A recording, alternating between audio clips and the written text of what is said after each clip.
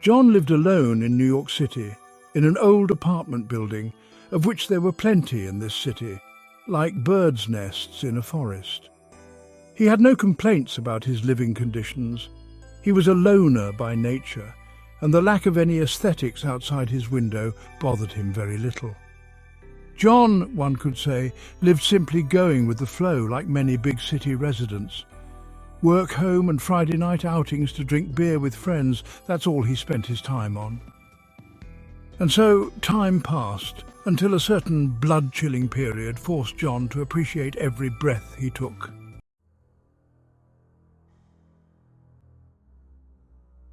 It all started about 2 months ago, when John, coming back from another night of drinking with his useless friends, saw a huge crowd at his building entrance and police and ambulance vehicles, to which his neighbour Michael, strapped to a stretcher, was being taken.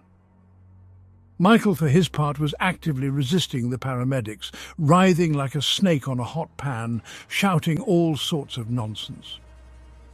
Only after a couple of moments did John notice that Michael's hands were missing fingers, replaced by dog-chewed, heavily bleeding stumps. Stunned by what he saw, John stepped back, looking at the asphalt. When he finally dared to look at his neighbour again, he caught Michael's tortured, soul-piercing gaze directed at him. Michael, looking at me, began to scream hysterically. "John! John, whatever happens, don't let yourself open the door to him." John was taken aback by the crazed look of his neighbour and came to his senses only when the ambulance doors slammed shut, behind which screams continued to be heard. When the vehicle left, everyone began discussing what had happened, creating a buzz like the hum of a swarm of wild bees.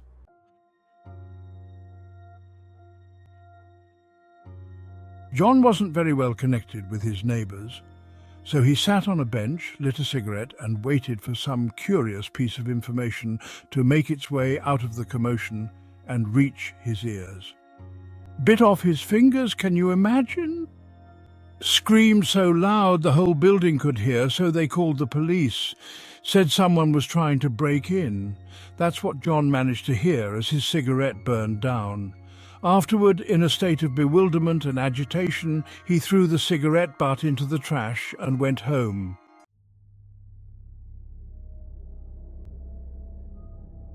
A few uneventful days later, a new problem arose in their building.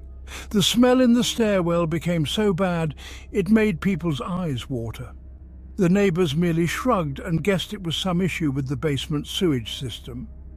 However, for some reason, John was the only one to clearly understand that the smell was coming from Uncle Bob's apartment. When it became impossible to bear the stench any longer, John finally dared to knock on the door of the quarrelsome neighbour. Ring, another ring, a knock on the door, but the neighbour didn't respond. Then John, not knowing why, pulled the doorknob and found that the door was unlocked. As soon as it swung open, John was hit by a stench unlike anything he'd ever smelled before in his life.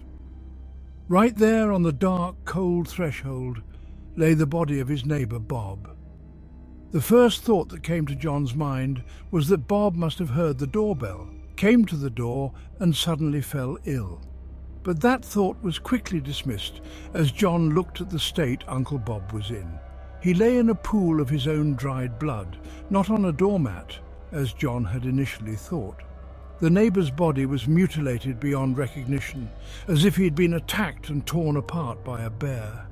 John couldn't handle the horror and the stench of the corpse and immediately emptied his stomach right there, unable to suppress his gag reflex. Shell-shocked, John sat on the steps of the building entrance, staring at a single spot until the police arrived. After taking his statement and examining the crime scene, the police loaded the body into a black bag and left, leaving John alone, lost in his fear. He spent the entire next day on his bed, staring at the ceiling as white as chalk. Voices and sounds from the work crew called in to rid the entrance of the terrible smell could be heard occasionally from below, but John paid no attention to the sounds below. His entire mind was focused on one single thought. Who could have killed his neighbor so brutally?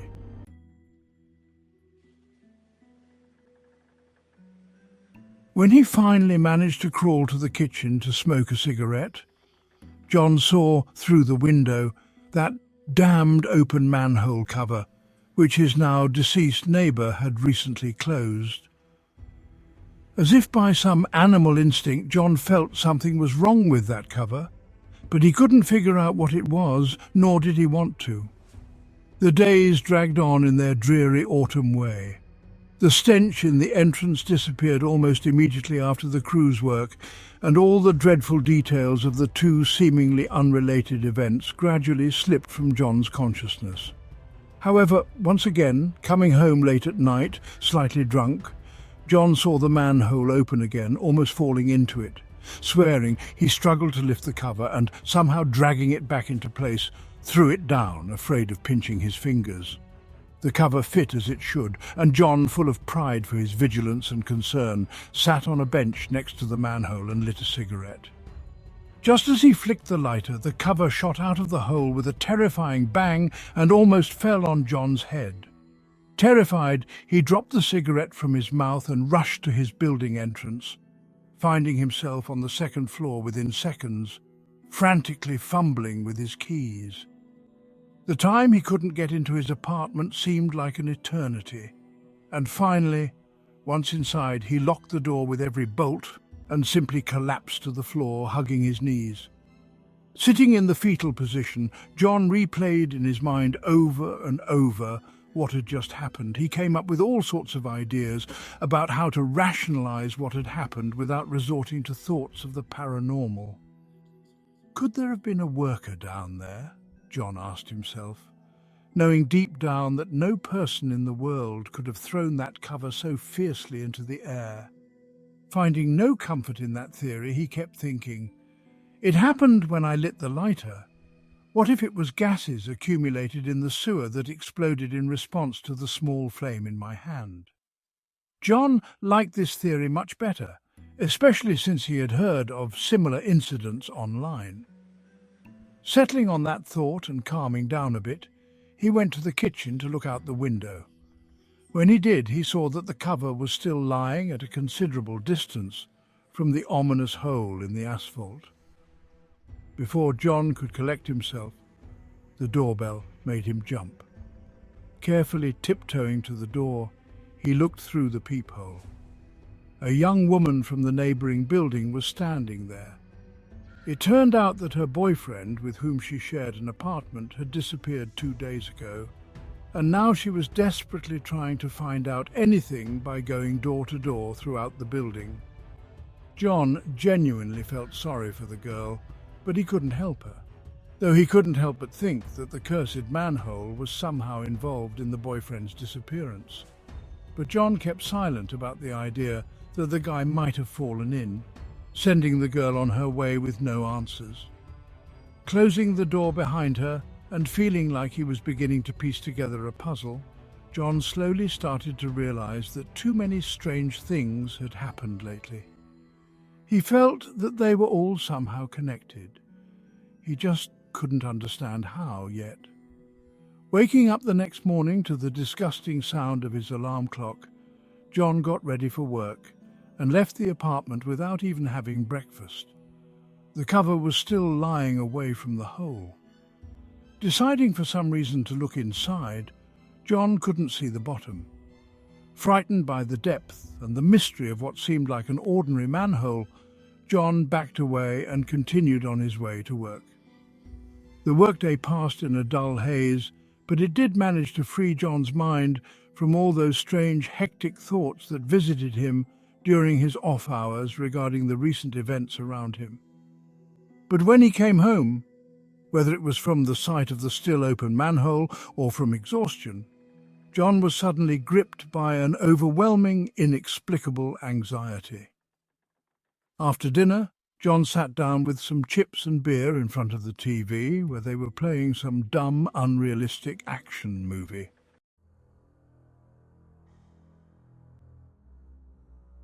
After a while, when night had fallen over the city and John's eyes began to droop from fatigue. He heard a heart-wrenching scream from outside. Rushing to the kitchen, John was met with a scene that literally made his legs buckle. A girl who had apparently been walking her dog was now, before John's eyes, desperately trying to pull her pet out of that cursed hole in the ground. It didn't look like her pet had simply fallen in. What was happening outside John's window looked more like a tug of war, with the girl clearly losing in strength to her opponent. When she finally managed to pull the leash out of that infernal hole, she fell to the ground, and directly onto her flew the gnawed remains of what had once been her pet. Overcome with sheer terror, the girl turned and fled in the opposite direction, leaving the leash with its bloody contents on the ground. John, in a catatonic shock like a chicken before a fox, continued to watch with his mouth open. The cover once again flew aside as if it were made of foam, and long, thin hands began to emerge from the hole. In a moment something stood over the hole that John couldn't bring himself to call human. A tall, gaunt figure with skin as white as snow and dark hollows under its eyes. It was dressed in some kind of bloody hospital rags and looked as if it had just escaped from the morgue. In a split second, this monstrous face, as if every cell of its disfigured body had sensed John's gaze, was now staring straight at his window with a sinister, bloody grin. John suddenly realized in horror that the movers, who had been bringing in things for the new tenants during the day, had left the entrance door propped open with a brick. This meant that the only barrier between John and the monster was the flimsy door to his apartment. No longer playing the staring game, the creature stretched, each bone in its body cracking, and rushed toward the building entrance.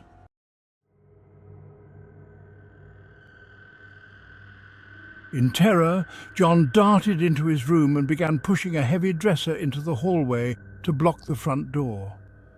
Leaning over the dresser, John looked through the peephole. The creature was already right at his door, giving him a detailed view. John nearly fainted from the sight of the monster and the tension building on both sides of the door. It felt as if the creature could see John through the peephole. Suddenly, standing in the pitch black, John began to feel an overwhelming urge to move the dresser and open the door to the hideous abomination. Images of his neighbour who had bitten off his own fingers began to flash in John's mind. Now John understood what had driven that poor man to such extreme measures. He had done it only so he wouldn't be able to turn the key in the lock. As the urge to open the door neared the point of no return, John remembered that he had some long cable ties stored in the closet. Turning the closet upside down, he finally managed to find them. Running to the kitchen with them, he began tying his hand to the bar of the window grate. He did it just in time, because within a minute, the monster, apparently possessing some sort of hypnotic powers, had gotten so deep into John's head that the poor guy was practically hanging from his tied hand, trying to break free and open the door to his killer. The skin on his arm, cut by the cable ties, began to peel away like a glove when John heard a noise in the main lobby. It turned out that his upstairs neighbour had come down the stairs. Then there were insane screams of horror, followed by cries of pain. The spell cast by the creature, now distracted by the neighbour, was broken, and John, clutching his bleeding arm, began to cry quietly. Half a minute later, he saw the creature dragging the lifeless body of his neighbour. Stopping, the abomination waved ironically at the window where John was hiding and disappeared into the hole with the body, closing the cover behind it.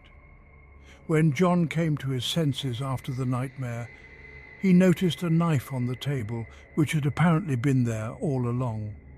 Somehow, nudging the sharp object toward himself with his foot and reaching for it with his hand, John began cutting the cable ties.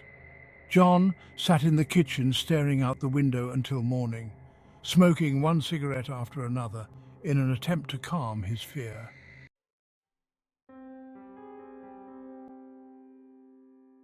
In the morning, he called the police and said that he had seen someone dumping his neighbour's body into the manhole.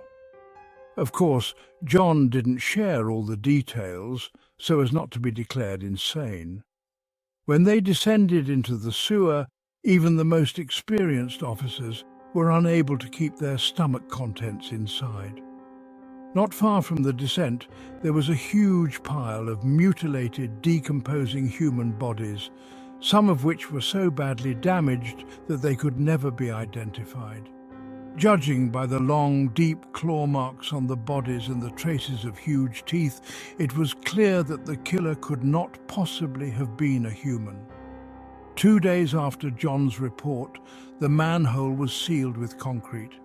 But the most terrifying thing was that the monstrous creature that had done all this and brought grief to so many families, sensing something was wrong, had simply vanished.